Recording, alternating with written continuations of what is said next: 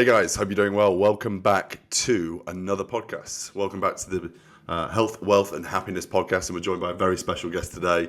One of our current clients who's absolutely killing it inside his own online health and fitness business. So we thought we'd bring him on, get his revelations, and hopefully it inspires you, motivates you, and gives you a fresh bit of perspective and insight to ultimately what it takes to create a fantastic business.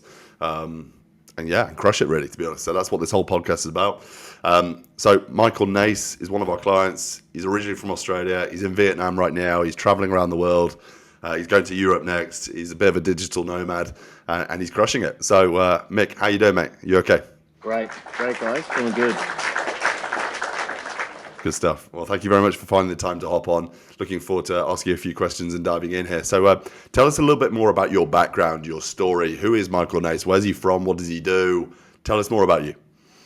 All right, nice. Listen, originating from Australia, I spent most of my life there, did a fair bit of traveling around. My intro into the fitness industry is a bit of an interesting one. I felt like I joined the party late. I didn't start any sort of personal training services until I was sort of in my back end of my 20s. My original career was in architectural design. So I studied architecture, did the full bachelor's, did the whole fucking normal thing that you're meant to do. And then I realized I was sitting behind a desk all day, every day, banging my ADHD head against the wall, and this was not suited for me. Now, a few years prior to this, I was playing rugby for the University of Queensland, where I suffered a fracture to my L5 vertebrae. The classic sort of situation, went to a few GPs, they told me I'd never lift again, and then, gave me all the bad news that as a 20-something-year-old ego-driven young male was just the worst. It was crushing, right? Crushing. Went through rehab, went through some really good osteopathic services, found an excellent PT, and that's when, to me, it started to click like, oh, shit, the human body's ability to adapt from a given stimulus is super interesting.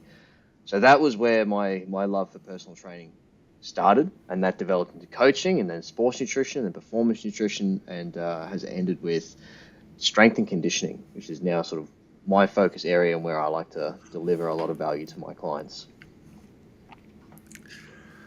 Because that's a big thing for you, right, Mick, isn't it? Like with your services as an online coach, you're not just a generic online coach who's doing a training plan or a diet plan. You go 10 times deeper to the root causes of their problems, like you said, about the strength and conditioning, the biomechanics, all this level of detail that you go to in your programming with the individuals that you work with, those white-collar men in Australia. That level of depth that really ultimately gets them into a position which creates that durability and longevity. Obviously, you had this passion. You were an athlete yourself. You came through ultimately and realized, okay, I want to do this for myself. And then ultimately, where did that curiosity come for you to then go and create this little bit of an empire now that you're doing, from personal training to now owning an online business? How did that sort of stem for you as well? That's a curious question. To me, it was never sort of planned this way. It was always just something I wanted to get into in terms of interest. And then, like anyone who's been training long enough, you want to see progress. That's a natural part of this, is you want progression. And so I don't view it as like, an empire or the rest of it. I purely just view it as progressive overload in a business setting. It's year on year, are we getting better? Are we servicing our clients better? Are we making a bigger and better impact?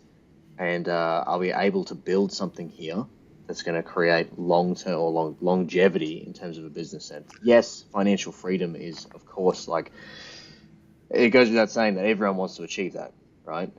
But for me, it comes down to progression, and that's what I strive to, live the way that I try and get my clients to live. And without progression, what the hell are you doing? You're in the wrong spot. Yeah, no. I think it's a really good point you mentioned about the whole progressive overload. You're taking that aspect into business, and it's that competitor and athlete in you that's looking for those marginal gains in his Everyone business. thinks That of ultimately you progressive get a kick out overload, of it. and they think of lifting. They think of strength training. And it's like, no. Progressive overload is the blueprint for getting better at life. Anything that you want. I love it. Anything that you want. If you continually increase the stimulus that you demand upon yourself, you will get better at it over time. Simple. I think that's a really good point to mention, is obviously of me seeing from where you've come to where we've got you today. Now, I think we were speaking off air earlier at close to sort of 200K run rate annually now, which is incredible. So proud of you for doing that. for you to go and do something like that, you've realized yourself that you do need a little bit more resistance. You do need a little bit more volume in the activity and what you've been doing to get those numbers and keep edging it on. And you've had those revelations for yourself and building your own sales team now and taking it to another level, which you've done, which is, like you say, providing a new stimulus that the business or body hasn't seen before for it to adapt and grow, right? And you've done that so well. I guess, what have your revelations been from coming from zero to that 200K run right now? What are the biggest things that you've learned along the way that people need to know? It wasn't so much the biggest thing I had learned, it's realizing how much I don't know, like, which is the most bullshit classic Yeah. PT answer you'll ever hear. But, I spent 6 years Yeah. essentially educating myself on, I like to think that I'm a pretty good coach. That's sort of a bit of my pride and joy. I spent six Yeah. years educating myself on that. Business is a whole nother aspect in itself. And like anybody who, I guess, works with you, most people probably listening to this podcast, if you work for yourself, you wear so many different hats in your business all the time. The expectation that you're going to know how to, I guess, progress yourself in terms of a business setting on top of client fulfillment, being a good coach, head of accounting, head of marketing, head of product development, not realistic, right? And if I'm going to give a client a plan, am I going to try and load them up with absolutely everything I possibly can, or am I going to step them into something that I know that they can actually achieve? So for me, I guess the acknowledgement that I don't know what the fuck I'm doing, I'm going to need some help here, which is how you and I started. Yeah, absolutely. I think it's a good point you mentioned as well. There is that ultimately people start off personal training, as I say, and just focus on coaching, and then they get a little bit more curious and go into the online world. And then as you really have that progressive overload mindset, you keep growing and growing, and then you start wearing all these different hats, like you say, and then you realize, okay, well, I'm a business owner now, and I've got all these different responsibilities, all these different plays, and it's a whole different world, isn't it?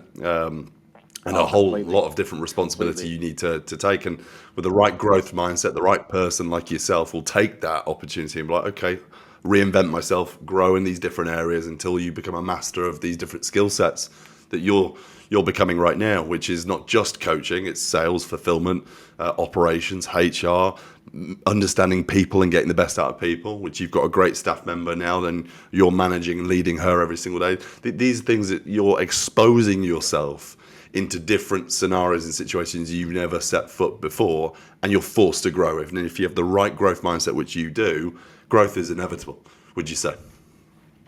Oh, absolutely. I think the key to building resilience, or at least like anti-fragility, is Yeah. continually exposing yourself to challenges that push you outside of your current limitations, what you're Yes. comfortable of. Yes. Like Absolutely. people talk about Yeah.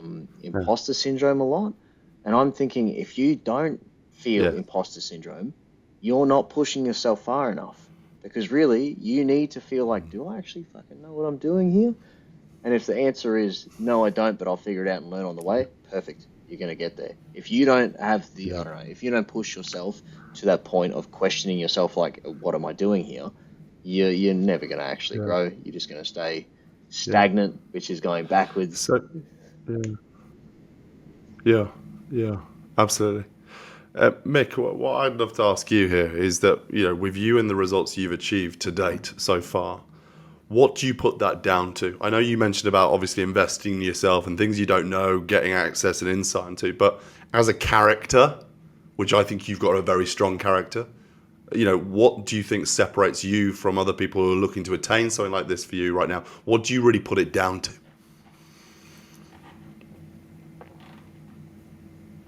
It is a very good question because I don't believe there's anything I've done that I other did people promise you I'd put you on the spot cannot today. do. Yeah, 100%. I like it. I like it. Listen, what, because I don't think there's any fancy big bullshit answer to this either. It's showing up every day. That's pretty much it. The only other thing I like has really made the highest return impact on my business is data collection. Something I've never done before and is so against my usual personality. I'm not a fucking Yep. data guy. When it's exercise science, I love that. Give me all the data you possibly can. if you want to talk about how many people I've talked to and bloody, how many inputs I've had in the last 3 months, oh my God, nothing more boring. But having that come Yeah. in and be a structured part of my business and in my weekly routine has been that's been the critical element, I think, that's really pushed the growth in that Yeah. way. Mm. Yeah. Yeah. I think that was my answer for you. If I was going to answer that for you, it would have been character, leadership, implementation, and controlling data, like you say, as opposed to making emotional decisions. And that's something that we've been really working on closely together. Is with these great results you've been getting, is staying neutral, right? I Stay keep saying neutral, it back, baby. keep saying it Stay every time. neutral. Yeah. Yeah, Yes. and if I can touch Because on that, that's I think.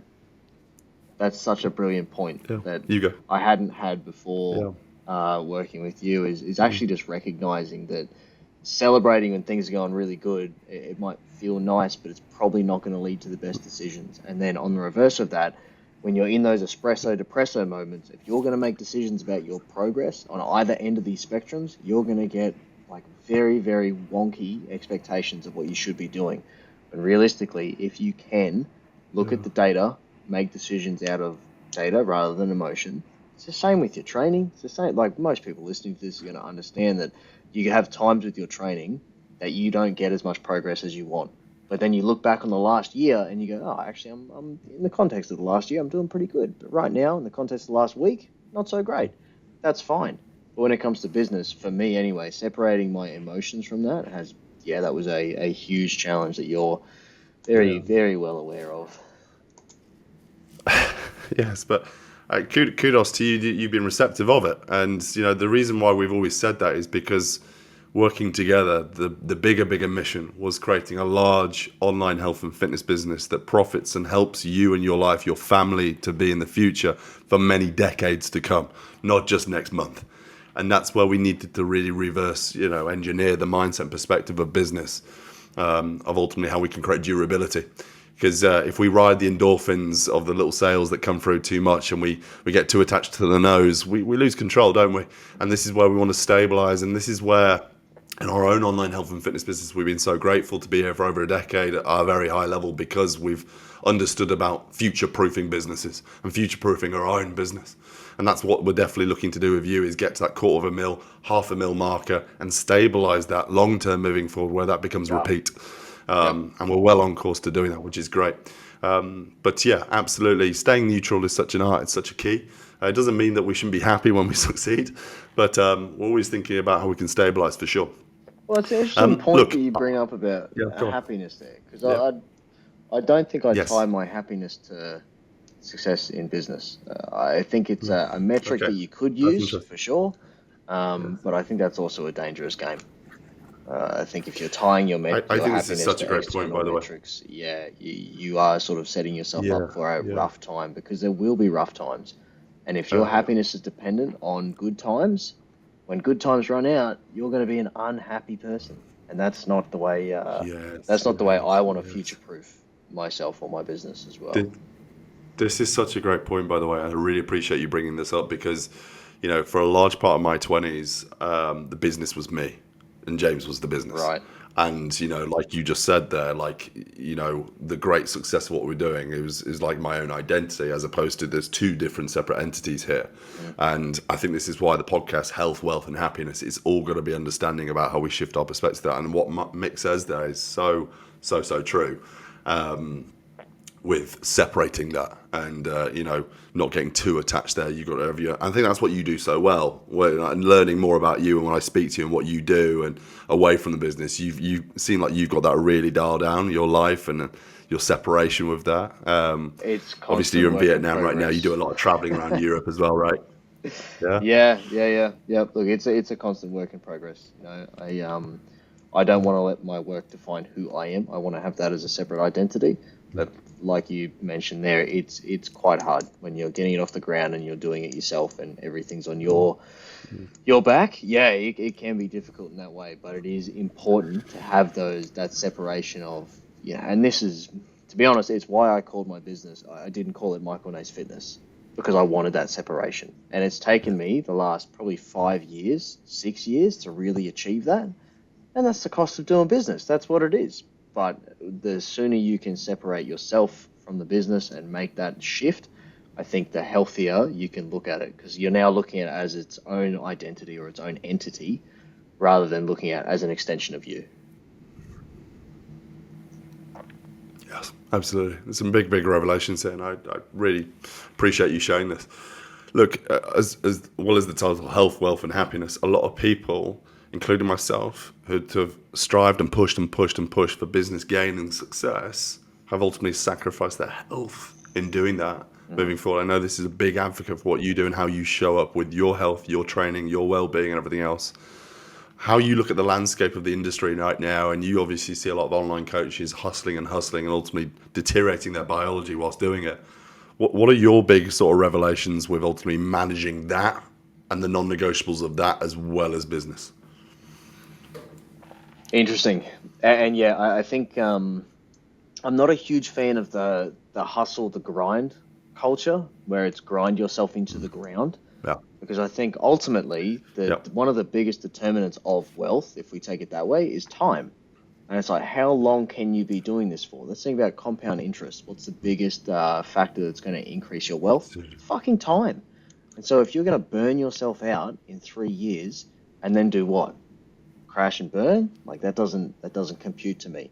So for me, the non-negotiables, I have to do things that are positively contributing to my health always. And look, if you're a coach, I do think that you should be living the life that you preach.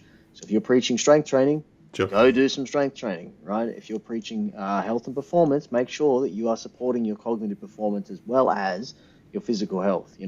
Big biceps but 3 brain cells doesn't make for a good coach. It's like you want to be getting both ends of the spectrum here. That being said, though, the biggest impact that I've noticed over the years on my health from growing this business, from putting as much as I can into this, and it's something I continue to work through at the moment, is anxiety, without a doubt. Like the mental health aspect of this is a way larger, has been hit at a way larger scale than the physical health. Physical health has always been the easier side of this for me, even coming through that fractured spine, coming over a meniscus tear and surgery last year, like that's always been fine. It's cool. I know I'm going to get back to it. I know I'm going to get on top of it. For me, the mental health side of things has been the biggest, challenging factor in that way, if we think about health as a whole. And so the non-negotiables around that become things like planning, structure, but also journaling, meditation, and also coming to the realization that and surrendering to the fact that you can't control everything except for what you do in this current moment right now. That's the only thing you can really control. Yeah, that's a great one, by the way. That's a great one, especially when, like in our situation, we've got a lot of staff now. I mean, a lot of staff. Hearing what Michael said there, that our revelation is huge. Understanding that you've got all these people that you're responsible for and everything else, but there's only so much you can do. You can set the right framework, standards, SOPs, all these different things, but at the end of the day, sometimes it can be out of your control. And at the end of the day, like Mick's saying there, like having those cut-off points at the end of the day where you can refocus, you switch off from business, focus on your recovery, focus on your eating, whatever that needs to be, is absolutely critical for long-term durability in this game. Like you don't burn out, and you're able to be here in a decade from now as well. It's very, very key. And if you don't set those frameworks up, you're setting yourself up for failure. Like you won't last long. Yeah, and like you experienced, your health will decline. Yeah. That's a huge factor. 100%, man. 100%. I know you'll push for time here. I'm going to press you just quickly on the spot here, okay? For aspiring coaches who are looking at you right now, making going, okay, well, this guy's crushed it. He's absolutely wicked. He's created a big business. He's traveling around the world. He looks like he's got his shit together. Okay, which you do. What would you say? Top 3 revelations. That's great. What are the top 3 revelations that you have, or top 3 tips and advice that you have that coaches need to hear from you to get to a level that you got to? Cool. Number 1, you won't do it all by yourself. You're gonna have to ask for help at some stage. Find yourself someone that you trust, someone you think is doing a good job, and someone who you can turn to for support and guidance in that way. Super, super critical. Number two, at some stage, if you want to grow your business big enough, you're going to have to share the burden. And by that, I mean surrender control. You're going to have to give off tasks that you think, oh, I can do a better job. Doesn't fucking matter. You have to get the task done, and you don't have the time to do it. You're going to have to be able to surrender control of your business to someone else and tell them exactly how you want to do it. And that's a huge struggle for a lot of people, myself included at the start. When you start outsourcing, is I could do a better job. Yeah, I don't have the time to do it. That's not what it's about. And number three, data. If you're going to track your clients' macros, their steps, their sleep, all of their health markers, their bloods, their workouts, their fucking progressive overload, all their lifts, why the hell are you not doing that in your own business? You need to be tracking all of the metrics that are going to actually contribute to your success. And if you're not going to have any sort of context to know if you're getting better, worse, or staying the same. 3, done. Boom. On the spot, heart racing, but I think I nailed that. No, very good, mate. Very good. It's very impressive as well. And absolutely spot on. Echo all those points. Absolutely. Look, Mick, where can people find you? Where can people learn a little bit more about you, your business, what you do? Where can people find you? Awesome. So mainly Instagram at Live Fit with Mick. On top of that, I am on Facebook at Naked Code business page. That's about it. Or you can find me on LinkedIn as well. On LinkedIn as Michael Naess. Yeah. And Mick's got some really good content on Instagram for those who are interested. I would go and follow him on Instagram. He's got some good stories and he's traveling around as well. It's good, really good content. So go check him out for sure. If you guys have any questions for me and Mick, please do let us know in the comment section down below. Reach out to us. We can do another seminar. We can do another podcast like this if you want. Let us know.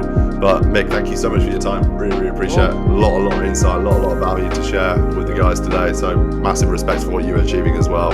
Absolutely crushing it. It's great. Super good. All right, guys, we will see you in the next one. See you later, guys. Catch you later.